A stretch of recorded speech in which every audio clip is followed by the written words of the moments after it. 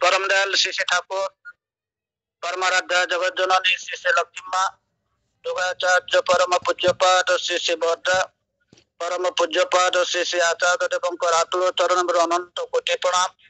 इष्ट परिवार समस्त सदस्यों परप्रांतर मोर आभूमि प्रणाम निवेदन करे।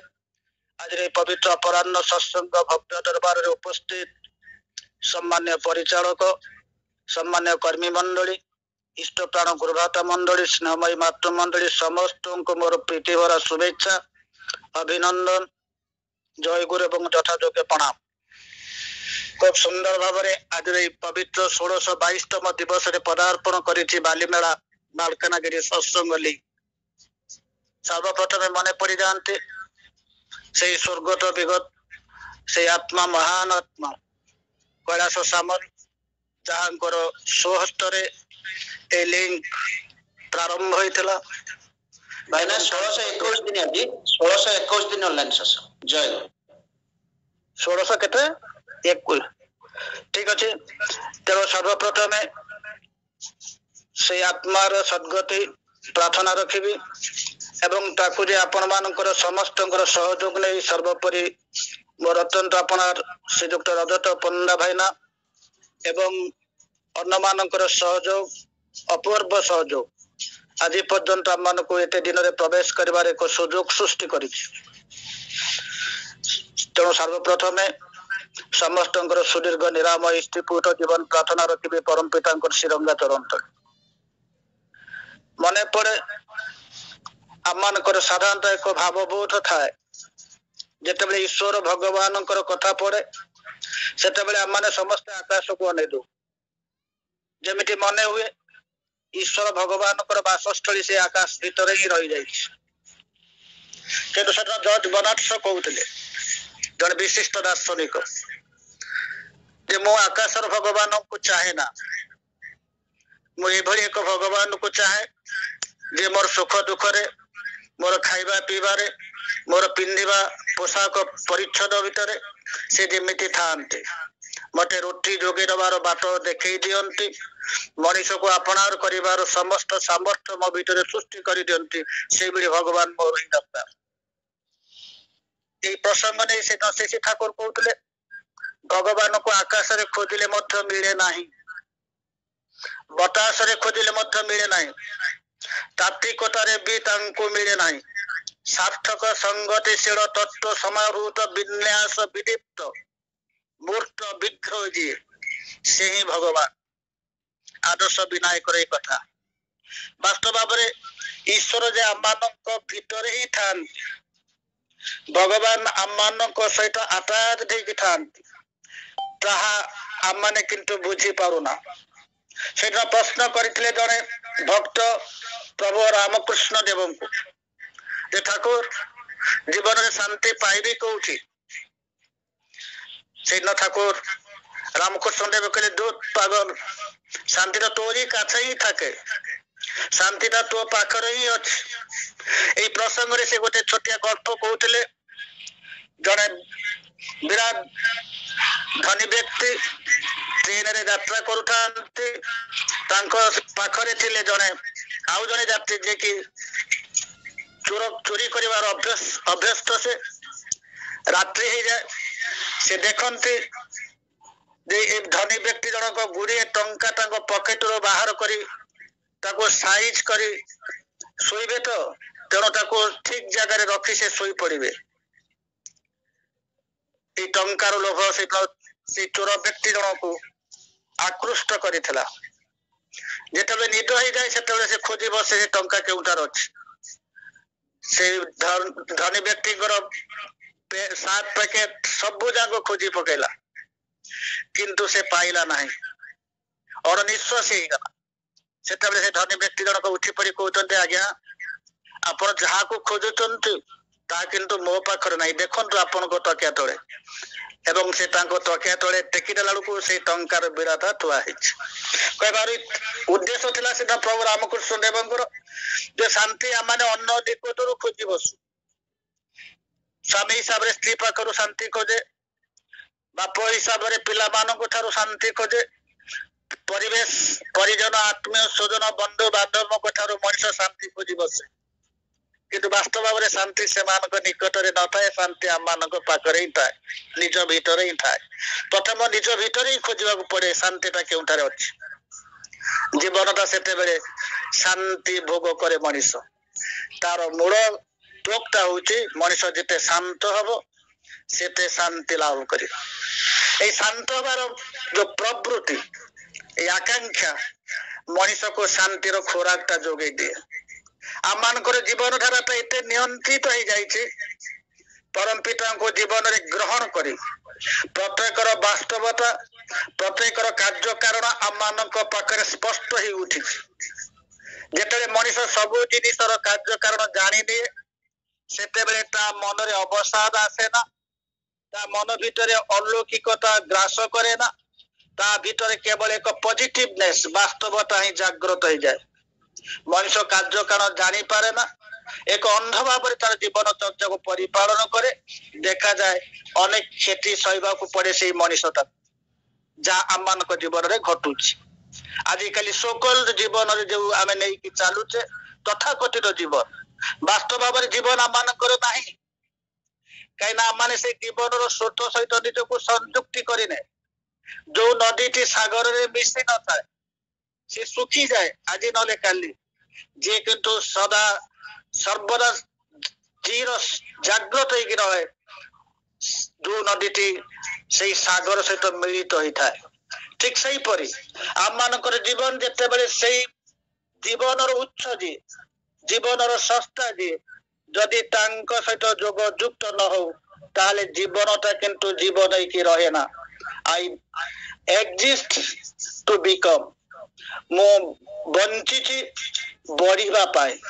ଏଇ ସେନ୍ସାସନଟା ଆମ ଭିତରେ ପରମ ଦୟାଲ ଅତି ଅଦ୍ଭୁତପୂର୍ବ ଭାବରେ ଏଭଳି ଭାବରେ ଢୁକେଇ ଦେଇଛନ୍ତି, ଯାହାକି ଆମମାନଙ୍କର ପ୍ରତ୍ୟେକଟି ପଦକ୍ଷେପକୁ ନିୟନ୍ତ୍ରଣ କରିବାକୁ ବାଧ୍ୟ ହେଇ ଉଠିଛି। ମତେ ଠିକ ହବାକୁ ହିଁ ପଡିବ, ମତେ ସବୁ ଦିଗ ଦେଇକି ଭରପୁର ହବାକୁ ହିଁ ପଡିବ। ମୋ ଜୀବନରେ ଅଭାବ ରହିବ ନାହିଁ, ମୋ ଜୀବନରେ ବେଦନା ରହିବ ନାହିଁ, ମୋ ଜୀବନରେ ଅଶାନ୍ତି ରହିବ ନାହିଁ, ମୋ ଜୀବନରେ ଦୁର୍ବିପାକ ଆସିବ ନାହିଁ। ଏ ସମସ୍ତକୁ ଯଦି ଆଭଏଡ କରିବାକୁ ହବ, ତାହେଲେ ଏଭଳି ଏକ ଅନୁଷ୍ଠାନ ସହିତ ନିଜକୁ ସାମିଲ କରି ନବାକୁ ହବ। ଶ୍ରୀ ଠାକୁର ନିଜେ ହିଁ କହୁଛନ୍ତି, ଏଇ ମଣିଷ ତିଆରି ଅନୁଷ୍ଠାନରୁ ହିଁ ଏହା ସହଜ ଲବ୍ଧ ହେଇଯାଏ। এই ধৈর্য, বীর্য, ମାନସିକତା, ଶାନ୍ତି, ଉତ୍ସାହ, ଉଦ୍ଦୀପନା, এই ଯୋଉ ସମସ୍ତ ଗୁଣାବଳୀ ଗୁଡିକ ଆମେ ବିନା ମୂଲ୍ୟରେ ଆହରଣ କରୁ ଏବଂ ତାକୁ ଯଦି ନିଜ ରକ୍ତ ମାଟିରେ ବପନ କରି ଅଙ୍କୁରୋଦ୍ଗମ କରିପାରୁ, ଏବଂ ସେ ଅଙ୍କୁରୋଦ୍ଗମ କରିବାର ଯୋଉ ତୋକଟା, ଯୋଉ ଫର୍ମୁଲାଟା, ସେଇଟା ଥାଏ ଏଇ ଅନୁଷ୍ଠାନ ଭିତରେ, ଯାହା ମଣିଷକୁ ତିଆରି କରେ। ତେଣୁ ସତ୍ସଙ୍ଗ ହଉଛି ଏକ ମଣିଷ ତିଆରି କାରଖାନା, ମ୍ୟାନ ମେକିଂ ମିଶନ। ଆମମାନଙ୍କର ଦାୟିତ୍ୱ ହଉଛି এই ମଣିଷ ତିଆରି କାରଖାନାର ସମସ୍ତ ଦିଗଟାକୁ ପ୍ରତ୍ୟେକଟି ମଣିଷ ନିକଟରେ ପହଞ୍ଚେଇ ଦେବାଟା। এই ପ୍ରସଙ୍ଗରେ ମୋର ମନେ ପଡେ 28 ତାରିଖ ଜାନୁଆରୀ ମାସ ଏକ ବିବାହ ଉତ୍ସବରେ ନିଜକୁ ଯୋଗଦାନ କରିବା ପାଇଁ ଆଶ୍ରମ ଯାତ୍ରା କରେ। ଆଶ୍ରମର ଜଣେ ନିୟତ କର୍ମୀ ଶ୍ରୀଯୁକ୍ତ ଶଶିଭୂଷଣ ପତି, ତାଙ୍କର କନିଷ୍ଠା କନ୍ୟାର ବିବାହ ଉତ୍ସବ 30 ତାରିଖରେ। ତେଣୁ ଯାଇଥିଲି, ଷଷ୍ଠୀକ ଆମେ ଯାଇଥିଲୁ, ବିବାହର ଯୋଗଦାନ କଲୁ, ଭରପୁର ଭାବରେ ସେ ବିବାହ ଉତ୍ସବକୁ ମଧ୍ୟ ଉପଭୋଗ କଲୁ। କାରଣ ଠାକୁର ପରିବାର ନିଜ ହାତରେ ସେ ବିବାହରଟି କରୁଥିଲେ, ଏକ ନିଆରା ଢଙ୍ଗରେ ସେ ବିବାହର, ଯାହାକି ମନଟାକୁ ପ୍ରଫୁଲ୍ଲିତ କରି ତୋଳୁଥିଲା। ନିଜେ ପୂଜନୀୟ ବଡ ବଉରାଣୀ ଖାଦ୍ୟ ପରିବେଷଣ ହିଁ କରୁଥିଲେ, ବହୁତ ଭଲ ହିଁ ଲାଗୁଥିଲା ଏବଂ ନିଜ ହାତରେ କେତେ ଲୋକଙ୍କୁ କିଛି ଗିଫ୍ଟ ମଧ୍ୟ ଦେଉଥିଲେ।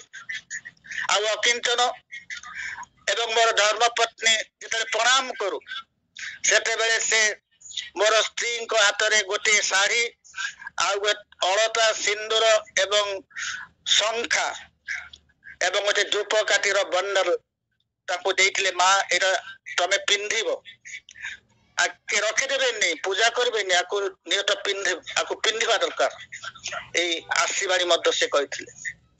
ଖାଇବା ପିଇବା ଭରପୁର ଭାବରେ ହେଇଥିଲା। ଯଦିଓ ଶୀତ ଅନେକ ଭାବରେ କମି ଯାଇଥିଲା ଆଶ୍ରମରେ, ଉତ୍ସବର ମାହୋଲ ପ୍ରାୟ 10,000 ଲୋକଙ୍କର ସମାବେଶ ଥିଲା।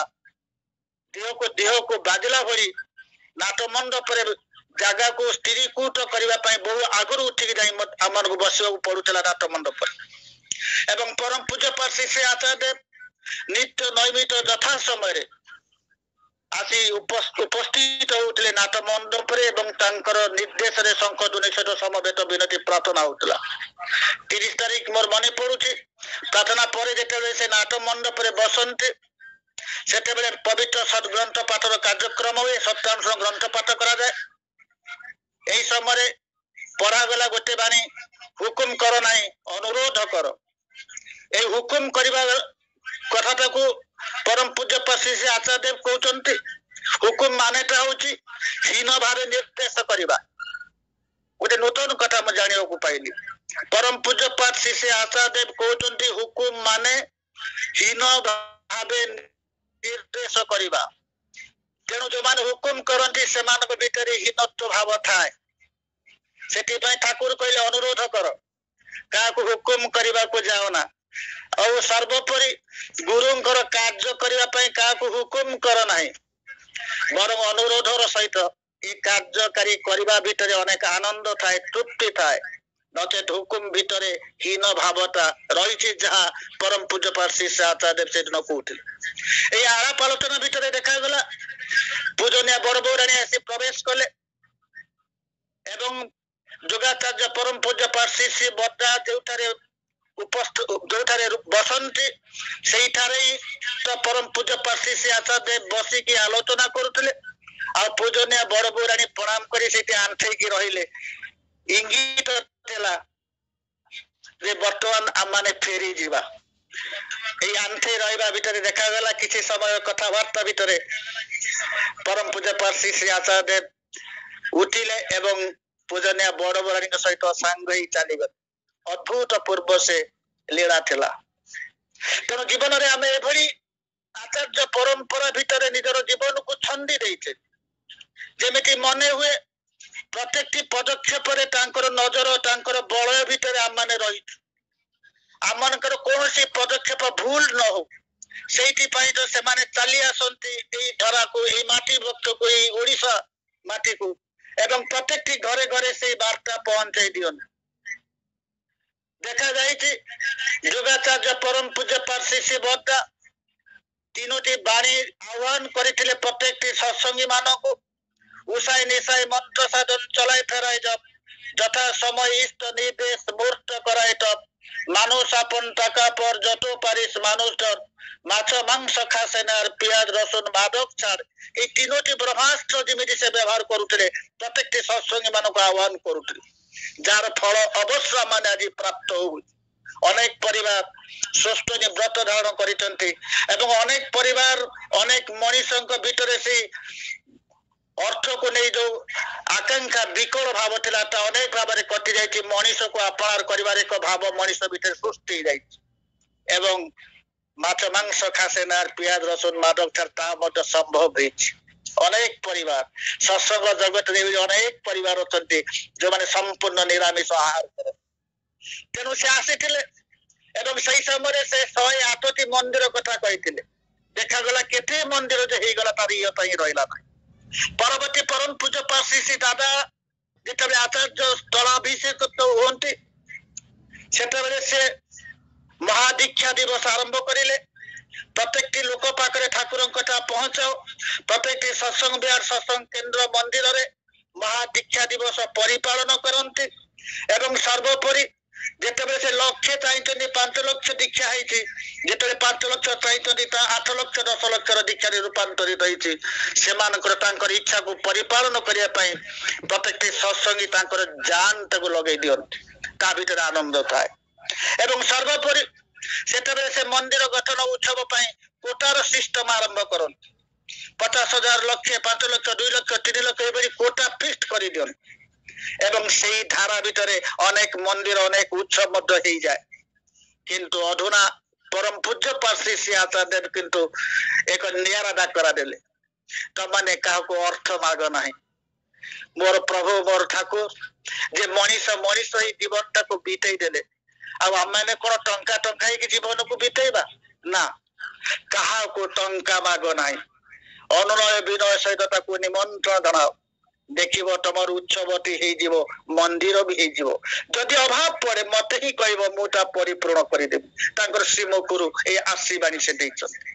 ସମସ୍ତ ଅର୍ଥ ଜଗତକୁ ଏଭଳି ଭାବରେ ସେ ଆମମାନଙ୍କ ଜୀବନରେ ଦୂରେଇ ଦେବାକୁ ଚାହାନ୍ତି ଯେ ଅର୍ଥକୁ ନେଇ ଆମେ କୌଣସି ଅନର୍ଥ କରି ନ ବସୁ, ସେଇଟା ହିଁ ସେ ଚାହାନ୍ତି।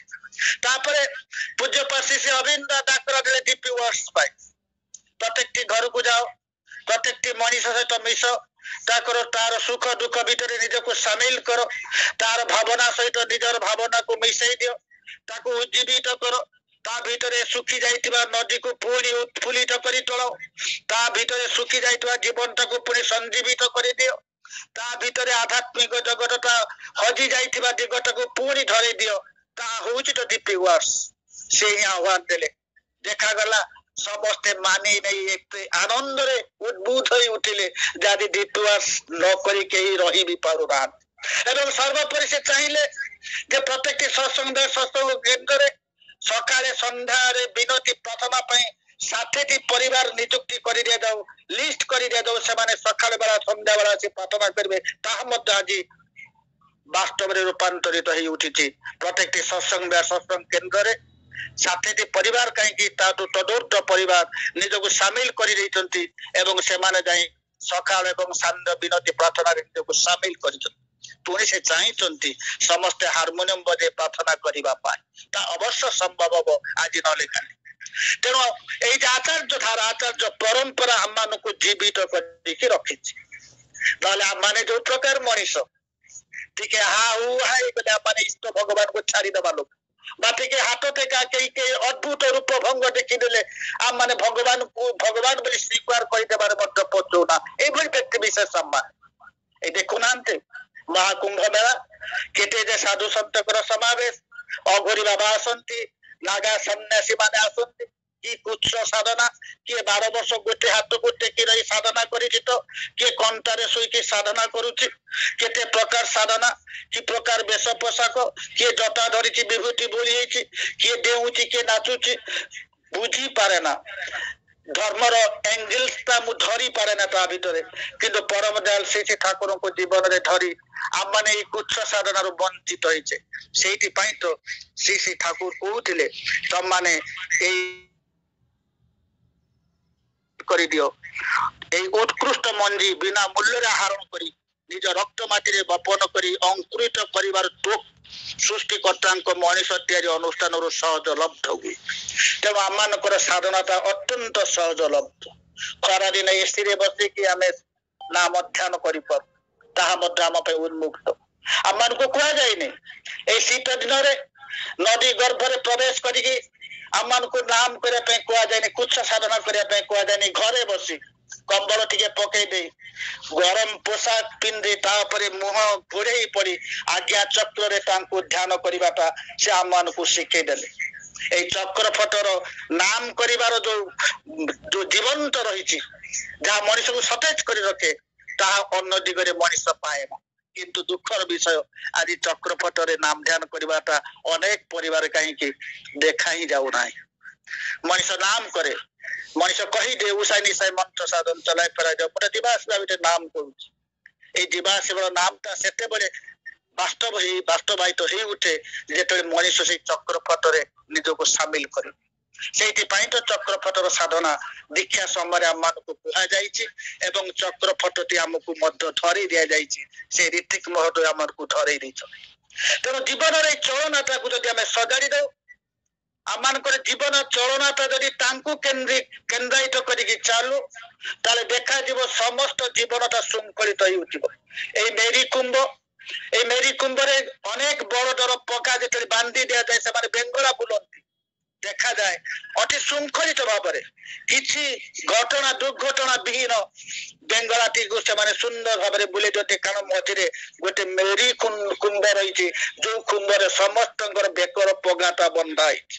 ଠିକ ସେଇପରି ପ୍ରତ୍ୟେକଟି ପରିବାର ଯଦି ପ୍ରତ୍ୟେକଟି ମନଟା ଏକଜୁଟ ହେଇଯାଏ, ଗୋଟିଏ ଖୁଣ୍ଟରେ ଯଦି ବାନ୍ଧି ହେଇଯାଏ, ଦେଖାଯାଏ ସେ ପରିବାର ଭିତରେ କୌଣସି ଦୁର୍ଘଟଣା ଆସେ ନା, ବରଂ ଆନନ୍ଦ ଶାନ୍ତି ଶୃଙ୍ଖଳା ଭିତରେ ଜୀବନଟା ଅତିବାହିତ ହୁଏ। ମର୍ଯ୍ୟାଦା ସମ୍ପନ୍ନ ଜୀବନ ବହନ କରିବାର ତୁକଟା ଶ୍ରୀ ଠାକୁର ଆମମାନଙ୍କୁ ଶିଖେଇଦେଲେ। ପିଲାମାନଙ୍କ ସହିତ କେମିତି ବ୍ୟବହାର କରିବାକୁ ହୁଏ, ସନ୍ତାନ ସନ୍ତତି ମାନଙ୍କ ସହିତ କେମିତି ବ୍ୟବହାର କରିବାକୁ ହୁଏ ତାହା ମଧ୍ୟ ଶିଖେଇଦେଲେ। ପିଲାମାନଙ୍କର ଏକ ସେଣ୍ଟିମେଣ୍ଟ ରହିଛି, ତାଙ୍କର ଏକ ଭାବ ଉନ୍ମାଦନା ରହିଛି, ତାହା କିନ୍ତୁ ମୁରବୀ ହିସାବରେ ଯଦି ଆମେ ବୁଝି ନ ପାରୁ, ଯଦି ତାର ସେଣ୍ଟିମେଣ୍ଟକୁ ଆଭଏଡ କରି ତାକୁ ଯଦି ଆମେ ଶାସନ କରୁ, ତାହେଲେ ଦେଖାଯାଏ ସେ ପିଲାଟା ବିକୃତ ହେଇଯାଏ। ତେଣୁ ଜୀବନରେ ସମସ୍ତଙ୍କୁ ମର୍ଯ୍ୟାଦା ଦେଇ ଚାଲିବାର ତୁକଟା ପରମ ଦୟାଲ ଆମମାନଙ୍କୁ ଶିଖେଇଦେଲେ। ଆଜି ଏ ଅକିଞ୍ଚନର ଆଲୋଚନା ରଖାଯାଇଥିଲା ସାବରଙ୍ଗ ଭଦ୍ରକରୁ। ସକାଳ ବେଳା ପ୍ରାତଃ ସମୟରେ ଅନେକ ବିଶିଷ୍ଟ ବିଜ୍ଞ ବ୍ୟକ୍ତି ମାନଙ୍କର ସମାବେଶ ଥିଲା। ସେଠି ଗୋଟିଏ କଥା ମୁଁ ଅତି ଉଚ୍ଚ କଣ୍ଠରେ ଘୋଷଣା କରି କହିଥିଲି ଯେ ଉତ୍ତରାଧିକାରୀ ସୂତ୍ରରେ ମୁଁ ମୋର ବାପା ହିସାବରେ ମୋର ପିଲାମାନଙ୍କ ପାଇଁ ହୁଏତ ମୁଁ ଫ୍ଲାଟ କିଛି କିଣି ଦେଇ ନ ପାରିଥାଏ, ପ୍ଲଟ କିଛି କିଣି ଦେଇ ନ ପାରିଥାଏ, ବା ଲୋକରେ କିଛି ସୁନା ଭର୍ତ୍ତି କରିଦେଇ ପାରିନଥାଏ, ବା ତାଙ୍କର ବ୍ୟାଙ୍କ ବାଲାନ୍ସ ବଢେଇ ଦେଇ ପାରିନଥାଏ, କିନ୍ତୁ ଆମମାନେ ଯାହା କରିଛେ ଏଠାରୁ ଅନେକ ଉର୍ଦ୍ଧ୍ୱରେ ଆମ ମାନଙ୍କର ପିଲାମାନଙ୍କର ଜୀବନକୁ ନିୟନ୍ତ୍ରିତ କରିଦେଇଛି। ଆମେ ପିଲାମାନଙ୍କୁ ବର୍ନ ଭେଜ କରେଇଛେ, ସେମାନଙ୍କୁ ଗର୍ଭରୁ ଇଷ୍ଟବୃତ୍ତି କରାଇବାର ଏକ ମାନସିକତା ପିଲାମାନଙ୍କ ଭିତରେ ସୃଷ୍ଟି କରି ଦିଆଯାଇଛି। ଯେତେବେଳେ ସେମାନେ ଖଣ୍ଡି ଖଣ୍ଡି କଥାବାର୍ତ୍ତା କରନ୍ତି, ସେତେବେଳେ ସ୍ୱତ ଅନୁଜ୍ଞା ପାଠ କରି ତାର ମୁହ ଦେଇ ମୁହ କ୍ରୋଧୀ ଅମାନି ନିରସ କାମ ଲୋଭ ଜିତ ବଶିଷ୍ଠ ପ୍ରାଣ ସେବା ପଟୁ ଅସ୍ଥି ବୃଦ୍ଧି ଯାଦନ ଦୈତ୍ର ପରମାନନ୍ଦ ଉଦ୍ଦୀପ୍ତ ଶକ୍ତି ସମୃଦ୍ଧ ପ୍ରେମ ପୁଷ୍ଟ ଚିର ଚେତନ ଅଜର ମୋର ମତେ ଗ୍ରହଣ କର, ମୋର ପ୍ରଣାମ ନିଅ, ଏଇ ଆବେଗଟା ଆମେ ପିଲାମାନଙ୍କ ଭିତରେ ସୃଷ୍ଟି କରିଦେଇଛୁ। ଏବଂ ସେମାନେ ପ୍ରତ୍ୟେକଟି ଝିଅ ମାନଙ୍କୁ, ପ୍ରତ୍ୟେକଟି ମା ମାନଙ୍କୁ ମା ସମ୍ବୋଧନ କରିବାର ଯୋଉ ଭାବାବେଗ ତାହା ମଧ୍ୟ ଆମେ ଧରେଇ ଦେଇଛୁ। ଉତ୍ତରାଧିକାରୀ ସୂତ୍ରରେ ଏତିକି ତ ହିଁ ଆମେ ଦେଇଛୁ ଯାହା ସେମାନଙ୍କର ଜୀବନ ଚଳନଟାକୁ ନିୟନ୍ତ୍ରିତ କରିଦେବ। ଆଉ ଯୋଉମାନେ ଅର୍ଥ ସୁନା ଏସବୁ ପିଲାମାନଙ୍କ ପାଇଁ ସଞ୍ଚି ଦେଇ ଯାଇଛନ୍ତି, ଯଦି ସେମାନଙ୍କୁ ନିର୍ଦ୍ଦିଷ୍ଟ ପଥରେ ନିର୍ଦ୍ଦିଷ୍ଟ ଭାବରେ ନିର୍ଦ୍ଦିଷ୍ଟ ବୋଧ ଭିତରେ ଯଦି ସେମାନଙ୍କ ଜୀବନ ଚର୍ଯ୍ୟାକୁ ନିୟନ୍ତ୍ରିତ କରି ନ ତୋଳନ୍ତି, ତାହା କିନ୍ତୁ ସେମାନଙ୍କର ଦୁଃଖର କାରଣ ହେଇଯାଏ ଏ ସମସ୍ତ ଧନ ସମ୍ପତ୍ତି ଯାହା ଦେଖାଯାଉଛି ଆଜିର ସମାଜରେ। ତେଣୁ ଜଣେ ସତ୍ସଙ୍ଗର ଜୀବନ ବାସ୍ତବ ଭାବରେ ବହୁ ଦିଗ ଦେଇକି ଭରପୁର, ବହୁ ଦିଗ ଦେଇକି ଭରପୁର। ଆମମାନଙ୍କର ଜୀବନ ଚଳନଟା ଆମ ଆଖି ଆଗରେ ସ୍ପଷ୍ଟ। ଆମମାନେ ଭୁଲ କରୁ ଅଜାଣତରେ ନୁହେଁ, ବ୍ୟକ୍ତିଗତ ଭାବରେ ମୁଁ ନିଜକୁ କହେ, ନିଜେ ଭାବେ ଯେ ଏଇ ଯେ ଭୁଲଟା କଲି ତାହା କଣ ମୋର ଅଜାଣରେ କଲି ନା, ଏ ଭୁଲଟା ବୋଲି ମୁଁ ଜାଣିଛି। ପରମ ଦୟାଲ ଏମିତି କୌଣସି କଥା ଦେଖେଇ ଦେଇ ନାହାନ୍ତି ବା ଶିଖେଇ ଦେଇନାହାନ୍ତି ବା ଜଣେଇ ଦେଇନାହାନ୍ତି ଯାହା ଆମମାନଙ୍କ ପାଖରେ ଅସ୍ପଷ୍ଟ ରହିଛି। କିଛି ନା କିଛି ଭାବ ବୋଧ ଭିତରେ ପ୍ରବେଶ କରିଯାଏ, କେଉଁଟା ଭୁଲ କେଉଁଟା ଠିକ। ତେଣୁ ଜୀବନ ଚର୍ଚ୍ଚା ଭିତରେ ମଣିଷ ଯଦି ତାଙ୍କୁ ହିଁ ବହନ କରି ଚାଲେ, ଦେଖାଯାଏ ଜୀବନଟା ସବୁ ଦିଗ ଦେଇକି ଭରପୁର ହେଇଯାଏ। ସମୟ ଇଙ୍ଗିତ କଲାଣି ମୋର ବକ୍ତବ୍ୟକୁ ବିରାମ ଦେବା ପାଇଁ। କେବଳ ଗୋଟିଏ କଥା ହିଁ ଆପଣମାନଙ୍କ ନିକଟରେ ତୋଳି ଧରିବାକୁ ଚାହେଁ ଯେ ଆମମାନେ ଅତ୍ୟନ୍ତ ଭାଗ୍ୟବାନ। ବାସ୍ତବ ଭାବରେ ଗୋଟେ ଆଜି ପଢୁଥିଲି, ସସ୍ମିତା ସାହୁ ମା ବି ପଠେଇଥିଲେ, ସୁରେଶ ନା ଘୋଷ ମା ବି ପଠେଇଥିଲେ ତାଙ୍କର ହ୍ୱାଟ୍ସଆପ ରେ। ଆମେ ଯେତେବେଳେ ଟ୍ରେନରେ ଜଣେଇ କରୁ, ଆମେ ଯାଇକି ଇନକ୍ୱାରି କରୁନା ଟ୍ରେନର ଡ୍ରାଇଭର କିଏ ଅଛି, କାହିଁକିନା ଭରସା ଅଛି ଆମେ ନିଶ୍ଚିନ୍ତରେ ଆମର ଗନ୍ତବ୍ୟସ୍ଥଳରେ ପହଞ୍ଚିବୁ। ଆମେ ଫ୍ଲାଇଟ ରେ ଯାଉ, କେବେ ହେଲେ ପାଇଲଟ କୁ ଖୋଜି ବସୁନା, ତାର ସମ୍ବନ୍ଧରେ କୌଣସି ଆଳାପ ଆଲୋଚନା କରୁନା, କାରଣ ଗୋଟେ ଭରସା ଥାଏ ସେ ଆମକୁ ଗନ୍ତବ୍ୟସ୍ଥଳରେ ପହଞ୍ଚି ଦଉ। ବସ ରେ ଆମେ ଯାଉ, କେହି ଡ୍ରାଇଭର କୁ ଖୋଜେ ନା, ଡ୍ରାଇଭର କିଏ ତାର ଡାଟା ନବାକୁ ଚାହେଁ ନା, କାରଣ ସେ ଭରସା ଥାଏ ସେ ଆମକୁ ନେଇ ଗନ୍ତବ୍ୟସ୍ଥଳରେ ପହଞ୍ଚି ଦଉ। ଆଉ ଜୀବନର କାନ୍ଦାରୀ ଯେ, ଯୋଉ ଜୀବନର ଡଙ୍ଗାରେ ମୁଁ ବସିଛି, ତାର ଯେ ନାଉରୀ, ତାର ଯେ ନାବିକ, ତାପରେ ଯଦି ଆମେ ଭରସା ରଖିବା, ଦେଖାଯିବ ଆମମାନେ ଆମମାନଙ୍କର ଗନ୍ତବ୍ୟସ୍ଥଳରେ ଅତି ଆନନ୍ଦରେ ଆରାମ ଭାବରେ ସହଜଲବ୍ଧ ଭାବରେ ଆମମାନେ ପ୍ରାପ୍ତି ହବା ଏବଂ ପ୍ରାପ୍ତି ମଧ୍ୟ ହେଉଛେ। ସଭା ଶେଷରେ ଆପଣମାନଙ୍କର ସଙ୍ଗ ସହଯୋଗ ଲାଭ କରିଛି, ଭରପୁର ନିଜକୁ ଲାଗୁଛି, ଜୀବନଟା ଯେମିତି ଭରପୁର ହେଇଯାଏ। ଏଇ ଅପରାହ୍ନ ସମୟରେ ସତ୍ସଙ୍ଗ ପାଇବା ଏକ ଅମୂଲ୍ୟ ରତ୍ନ ଭଳି ଲାଗେ। ଏଇ ସମୟରେ ଶୋଇଥାନ୍ତା ମଣିଷ 3ଟାରୁ 3:30, ମୋର ବୟସ ନେଇକି, କିନ୍ତୁ ଦେଖାଯାଏ ଯେତେବେଳେ ତାଙ୍କର ଡାକରା ଆସେ ସେତେବେଳେ ନିଜର ଜୀବନ ଚର୍ଯ୍ୟାକୁ ନିୟନ୍ତ୍ରିତ କରିଦେବାକୁ ପଡେ, ରୁଟିନଟାକୁ ତାଙ୍କ ମାଫିକ ତିଆରି କରି ନେବାକୁ ପଡେ। ଆଉ ପ୍ରତ୍ୟେକଟି ସତ୍ସଙ୍ଗୀ ମାନେ ନିଜର ଦୈନନ୍ଦିନ କାର୍ଯ୍ୟଧାରାଟାକୁ ତାଙ୍କ ମାଫିକ କରି ଦିଅନ୍ତି ବୋଲି ଏ ଆଜି ଆମମାନଙ୍କର ଜୀବନଟା ଏତେ ଭରପୁର ହେଇଯାଇଛି। ସଭା ଶେଷରେ ଆପଣମାନଙ୍କର ସୁଦୀର୍ଘ ନିରାମୟ ଜୀବନ, ଇଷ୍ଟିପୁଟ ଜୀବନ ପ୍ରାର୍ଥନା ରଖେ ପରମ ଦୟାଳୁଙ୍କର ଶ୍ରୀରଙ୍ଗା ଚରଣ ତଳେ। ଏବଂ ସର୍ବୋପରି ଆଜି ଯେ ମୁଖ୍ୟ ପରିଚାଳକ ଦୁବାଇରେ ଅବସ୍ଥାନ କରନ୍ତି, ଜଣେ ପୂଜକ, ଜଣେ ଭକ୍ତି ସମ୍ପନ୍ନ ମଣିଷ, ସହଜ ସରଳ ମଣିଷ। ଆଜି ତାଙ୍କର ପରିଚାଳନା ଅନେକ ଭାବରେ ମତେ ଉଦ୍ବୁଦ୍ଧ କରି ତୋଳିଛି। ଆଉ ଆଜିର ଭକ୍ତି ନୈବେଦ୍ୟର କାର୍ଯ୍ୟକ୍ରମ ଏତେ ଭରପୁର ହେଇଛି, ଭାବୁଛି ଆଜିର ଅପରାହ୍ନ ସତ୍ସଙ୍ଗ ସବୁ ଦିଗ ଦେଇକି ଆମମାନଙ୍କୁ ଅନେକ ଭାବରେ ଆନନ୍ଦିତ କରି ତୋଳିଛି। ଏବଂ ସଭା ଶେଷରେ ପୁନର୍ବାର ଆପଣମାନଙ୍କୁ ଜୟଗୁରୁ ଏବଂ ଯଥାଯୋଗ୍ୟ ପ୍ରଣାମ ନିବେଦନ କରି ମୋର ବକ୍ତବ୍ୟକୁ ଏଠି ବିରାମ ଦଉଛି। ଜୟଗୁରୁ, ଜୟଗୁରୁ।